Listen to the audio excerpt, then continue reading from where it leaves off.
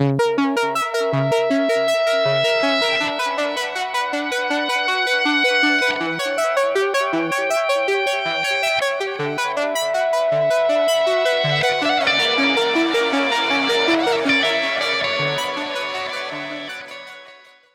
अभी तक आप लोगों ने जो मिर्च का प्लॉट देखा वो आप लोगों को कैसा लगा, पहले तो आज आप लोग कमेंट करके बताना, क्योंकि ये जो प्लॉट आप लोगों ने देखा है ये मेरे हाथ से खुद का तैयार किया गया ये प्लॉट है। आप लोग सोच सकते हैं कितना शानदार अभी प्लॉट देखने को मिल रहा है।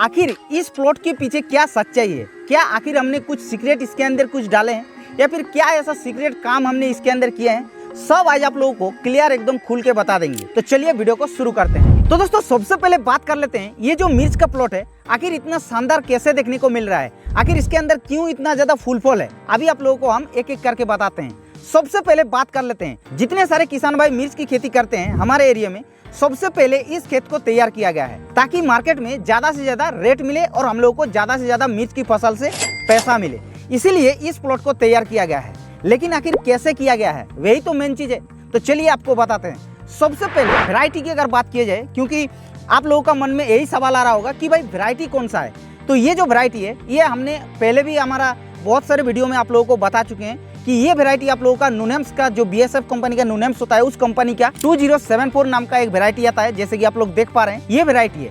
तो अगर आप लोगों के एरिया में ये वैरायटी सुइटेबल है तो आप लोग लगा सकते हैं, लेकिन ऐसा नहीं कि आप लोगों को इसी वैरायटी को लगाना है।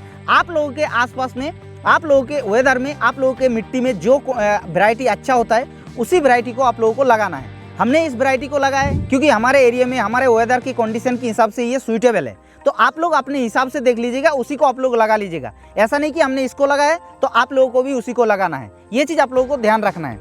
दूसरी बात, ये जो आप लोग मिर्च का प्लॉट इतना अच्छा देखने को मिल रहा है इसके पीछे बहुत ही ज़्यादा मेहनत है। अब क्या क्या मेहनत है, मेहनत तो सब करता है लेकिन सही तरीके से, सटीक तरीके से आप लोगों को करना है। जैसे कि दोस्तों इस प्लॉट के अंदर सबसे पहले तो ऑर्गेनिक खाद का इस्तेमाल बहुत ही ज्यादा किया गया है। जी हाँ, ऑर्गेनिक खाद की अगर बात की जाए तो सबसे पहला नंबर पे आता है गोबर की खाद, जिसको काऊ डंग भी बोला जाता है।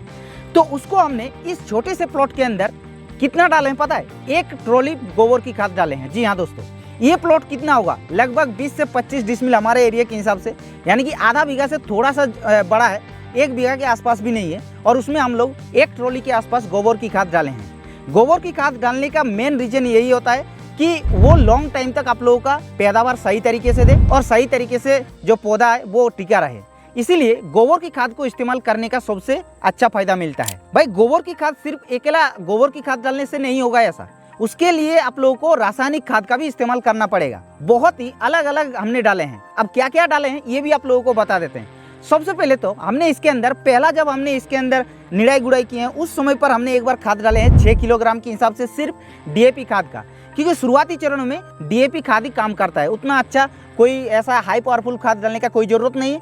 शुरू में आप लोग DAP खाद डाल दीजिएगा। पहला तो हो गया, शुरू में हम लोग 6 किलो DAP डालें, और दूसरी जब हम लोग इसके अंदर खाद डालें तब हम लोग डाले हैं 16 किलो के हिसाब से।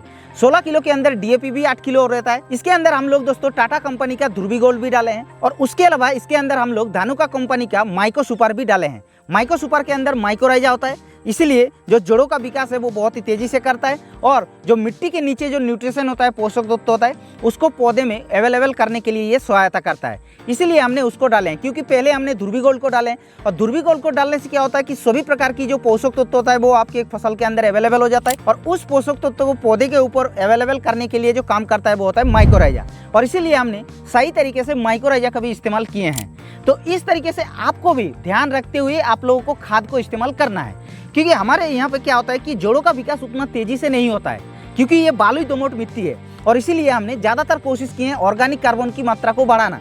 और ऑर्गेनिक कार्बन की मात्रा कब बढ़ता है, जब हम लोग गोबर की खाद ज़्यादा से ज़्यादा इस्तेमाल करेंगे तब। तो इसीलिए गोबर की खाद भी हम लोग 1 ट्रॉली के हिसाब से डाले हैं इतना छोटे से प्लॉट के अंदर।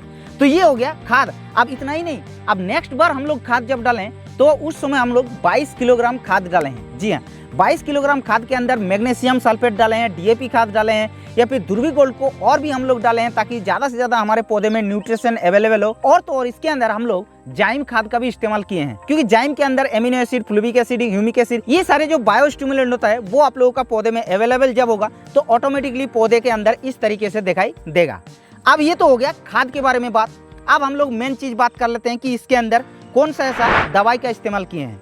तो दोस्तों एक चीज आप लोगों को बता देते हैं, अगर आप लोगों को मिर्च की खेती में इस तरीके से पैदावार लेना है, इस तरीके से फसल को ग्रो करना है, तो दवाई के ऊपर आप लोगों को बहुत ही ज़्यादा ध्यान रखना है, क्योंकि मिर्च एक ऐसा फसल होता है, इसमें बहुत ही अलग अलग प्रकार की रोग और कीट का अटैक होता है। जैसे कि शुरू में आप लोगों का जो जड़गलन की समस्या होता है उससे आप लोगों को बचना है। दूसरी बात, जब फ्लावरिंग स्टेज आ जाता है तो उस समय आप लोगों का डायबेक का बीमारी आता है, जिसको जो तने गलन बोला जाता है, उसका प्रकोप होता है, उससे आप लोगों को बचना है। और उससे अगर आप लोगों को बच लिया, फिर आप लोगों का आ जाएगा सकिंग पेस्ट, जैसे कि थ्रिप्स और माइट्स का अटैक होता है। लेकिन ये जो वैरायटी है इसमें ज़्यादातर माइट्स का अटैक नहीं होता है, इसमें हम लोगों का ये बेनिफिट तो मिल जाता है, लेकिन थ्रिप्स का अटैक इसमें ज़्यादा होता है। जैसे कि आप लोग देख सकते हैं 2-4 पौधे में ऑलरेडी हो चुका है, तो उसके लिए भी हम लोग ऑलरेडी दवाई डाले हैं, तभी आप लोगों को इस 2-4 पौधे के अंदर ही सिर्फ देखने को मिल रहा है। अगर हम लोग पहले एडवांस में नहीं डाल के रखते हैं तो सारे फसल के अंदर थ्रिप्स जो है वो खत्म कर देता। इसीलिए आप लोगों को इस फसल के अंदर बहुत ही अच्छी तरीके से सोच समझ करके दवाई का इस्तेमाल करना है। तो हम लोग क्या किए हैं कि प्रिवेंटिव में दवाई का इस्तेमाल किए हैं, क्योंकि हम लोगों को जब लगता है कि इस समय इस रोग का अटैक होना है तो उससे पहले हम लोग उसके लिए जो दवा होता है उसको हम लोग छिड़काव कर देते हैं, ताकि हमारा फसल में वो बीमारी आए ना। तो इसीलिए इस तरीके से अभी इतना अच्छा प्लॉट देखने को मिल रहा है।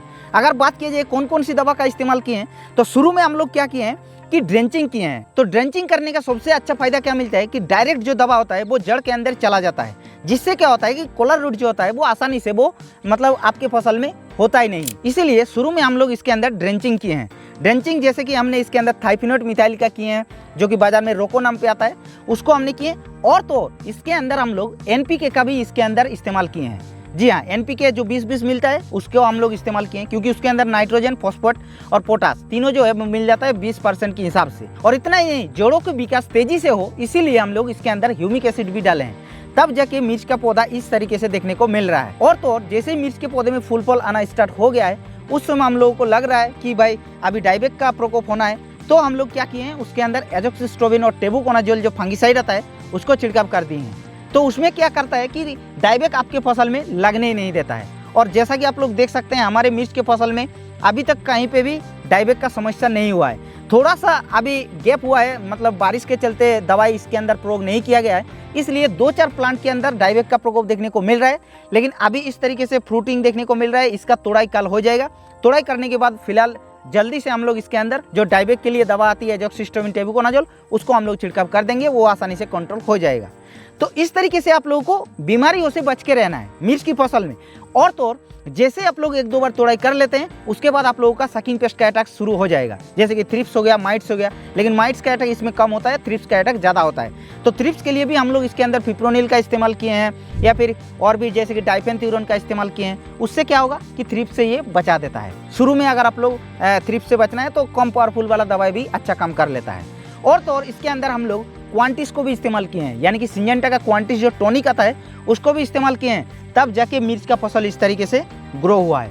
और सिर्फ इतना ही नहीं, इसके अंदर अगर आप लोग देखेंगे तो खरपतवार भी बिल्कुल नहीं है, क्योंकि खरपतवार आपके फसल के अंदर जब तक साफ नहीं रहेगा तब तक आप लोगों का फसल अच्छी तरीके से ग्रो नहीं होगा और फसल रोग बीमारियों से भी मुक्त नहीं रहेगा। क्योंकि आप लोग देख सकते हैं हमारे यहाँ पे बिना माल्चिंग, बिना ड्रिप के माध्यम से हम लोग मिर्च का इतना अच्छा खेती कर रहे हैं। तो आप लोग सोच सकते हैं जिन लोग ड्रिप माल्चिंग के माध्यम से करते हैं उन लोगों का तो कोई प्रॉब्लम नहीं है, खरपतवार का समस्या नहीं रहता है। और ये जो आप लोग फसल देख रहे हैं ये अभी तक 2.5 महीने का फसल हो चुका है, और इसमें सिर्फ एक ही बार इसके अंदर हार्वेस्टिंग लिया गया है, जो कि सिर्फ कितना 15 किलोग्राम, शायद हाँ 15 किलोग्राम ही इसके अंदर प्रोडक्शन निकला है।